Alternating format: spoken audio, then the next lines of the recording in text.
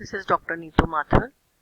Today's topic BSc Part 2 paper 2 में हम physiology and biochemistry का पार्ट देख रहे हैं। उसमें जो टॉपिक हम पढ़ रहे थे वो है मसल्स, टाइप एंड स्ट्रक्चर। अभी तक हमने देखा कि कितनी प्रकार की पेशियां होती हैं और उन पेशियों की संरचना क्या होती है ना, उनका मॉलिक्यूलर स्ट्रक्चर, जो उनका आणविक क्या उनकी संरचना होती है उसको हम स्टडी करेंगे।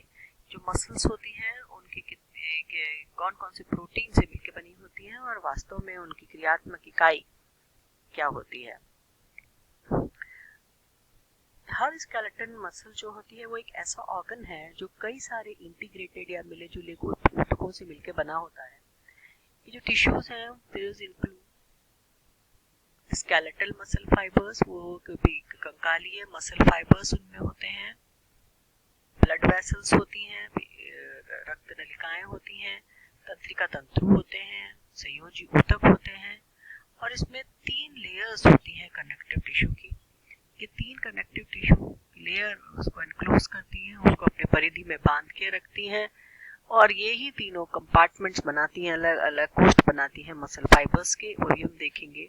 हर मसल रैप होती है डेंस शीट में, डेंस आवरण में, जो कि जिसमें कि इरेगुलर कनेक्टिव टिश्यू या इरेगुलर संयोजी ऊतक होते हैं जिन्हें हम एपीमाइसियम कहते हैं, जो अलाउ करती है मसल्स को कॉन्ट्रैक्ट करने के लिए और स्ट्रक्चरल इंटीग्रिटी बनाए रखती हैं, संरचना बनाए रखती हैं और पावरफुली मूव करती हैं मसल्स को। एपीमाइसियम जो है वो दूसरे टिश्यू से मसल्स को अलग करती हैं, उनको इंडिपेंडेंटली मूव करने में हेल्प करती हैं। हर स्केलेटल मसल्स के अंदर मसल फाइबर्स जो है वो बंडल्स में अरेंज्ड रहते हैं जिनको हम वेसिकल्स कहते हैं, जो कि एक पेरीमाइसियम मिडिल लेयर से घिरी हुई रहती हैं। ये जो ऑर्गेनाइजेशन है, वेसिकुलर ऑर्गेनाइजेशन, वो कॉमन होता है लिम्स की, पैरों की मसल्स में। ये नर्वस सिस्टम को अलाउ करता है कि वो मसल के मूवमेंट को ऑन करे। हर वेसिकल के अंदर मसल फाइबर्स होती हैं जो कि एंडोमाइसियम से घिरी रहती हैं। एंडोमाइसियम सराउंड करता है मसल्स के एक्स्ट्रा सेल्यूलर मैट्रिक्स को और फोर्स को ट्रांसफर करने का काम करता है ना। हमने जो ये चीज बताई है वो हम डायग्राम से समझते हैं। ये मसल का बंडल है जो हम पेशियां देखते हैं, से फॉर एग्जांपल लिम्ब मसल, पैर की फीमर की जो चारों तरफ पेशियां हैं उसको हमने निकाला और तो ये हमने देखा कि किस तरह से ये है मेन मसल फाइबर। मगर मसल्स को हम डिटैच करते हैं तो ये, और इस मसल फाइबर की जो कवरिंग है, ये कवरिंग कहलाती है एपीमाइसियम, ये कनेक्टिव टिश्यू। इस एपीमाइसियम से कवर्ड अगर हम इस मसल्स लेयर का ट्रांसवर्स सेक्शन या अनुप्रस्थ काट काट के देखें तो हमें उसमें ये बहुत सारे फेसिकल्स नजर आते हैं। ये जो हम फेसिकल्स देख रहे हैं, ये बहुत सारे फेसिकल्स नजर आते हैं और ये जो फेसिकल्स है, इन फेसिकल्स के चारों तरफ भी कनेक्ट, ये जो लेयर है, जो कवरिंग है, उसको हम बोलते हैं पेरीमाइसियम। फिर इन फेसिकल्स में से हम बाहर निकाल के इस मसल फाइबर को यहाँ खींच के देखते हैं तो बाहर निकाल के हम देखेंगे तो इसके अंदर भी फिर खूब सारे मायोफाइब्रिल्स होते हैं। ये और छोटी छोटी इसकी क्रियात्मक इकाई है जिसको हम मायोफाइब्रिल्स कहते हैं। और इस मायोफाइब्रिल में देखिए ब्लड कैपिलरीज भी हैं, न्यूरॉन्स भी हैं और इसकी जो कवरिंग है उसको हम बोलते हैं एंडोमाइसियम। देखिए 3 सबसे छोटी यूनिट के चारों तरफ एंडोमाइसियम है, उसके बाद में वो जो फेसिकल्स है उनमें पेरीमाइसियम है और पूरी मसल बंडल के बाहर एपीमाइसियम है। ये सब लीड करती है टेंडन पे और ये जो टेंडन है ये फिर जुड़ा हुआ रहता है बोन्स के ऊपर, पेरियोस्टियम से। बोन के ऊपर जो झिल्ली है वो पेरियोस्टियम और टेंडन से जुड़ी रहती है। देखिए अगर इस मायोफाइब्रिल की जो इसकी क्रियात्मक फंक्शनल यूनिट है पेशीय संकुचन की, यहाँ पर अगर कोई ट्रिगर होता है संकुचन, क्योंकि यहाँ नर्व फाइबर से जुड़ा हुआ है, देखिए ये मोटर न्यूरॉन्स है, पेशी न्यूरॉन्स जो है तंत्रिका के एक्सॉन्स यहाँ पर होते हैं। तंत्रिकाओं के एक्सॉन पर जब एक्साइटेशन होता है तो इस एक्साइटेशन से क्या होता है कि ये मायोफाइब्रिल में उद्दीपन होता है, वेव होती है कॉन्ट्रैक्शन की, वो हम देखेंगे फिजियोलॉजी कैसे करते हैं कॉन्ट्रैक्शन।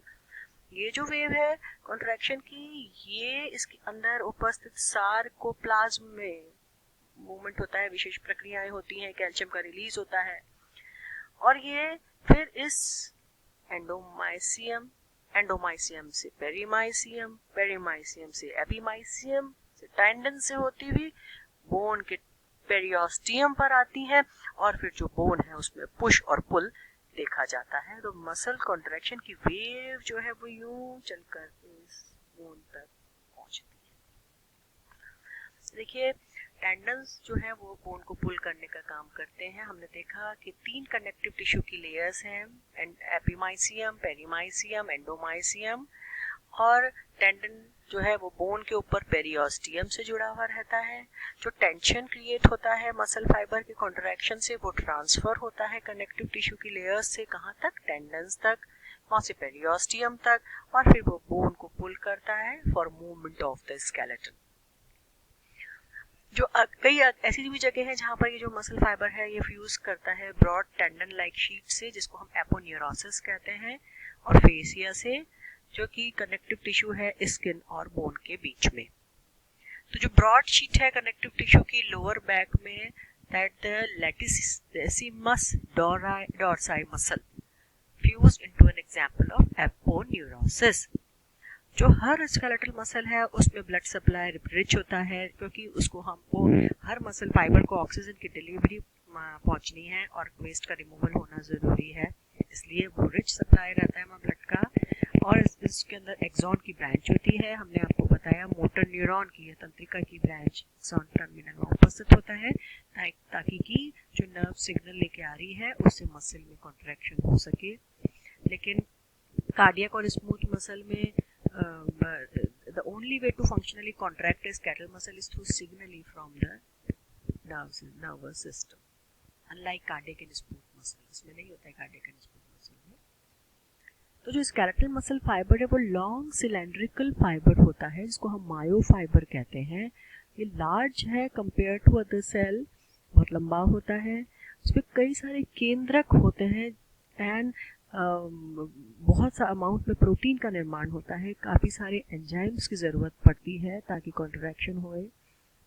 कई सारे न्यूक्लियाई और स्केलेटन मसल फाइबर्स के अंदर न्यूक्लियाई के अलावा दूसरे सेल ऑर्गेनेल्स भी उपस्थित होते हैं, माइटोकॉन्ड्रिया उपस्थित होता है ताकि ऊर्जा प्रोवाइड की जा सके।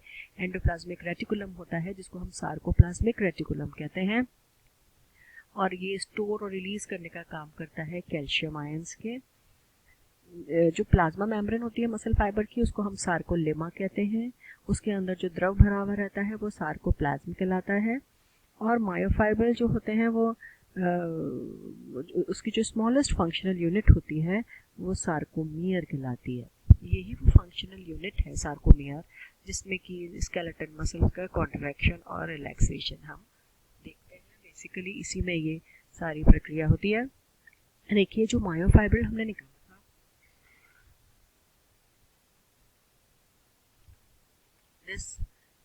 ये बंडल में से हमने जो इसकी फंक्शनल यूनिट खींची है ये दिस मायोफाइबर, इसकी संरचना है, देखते हैं।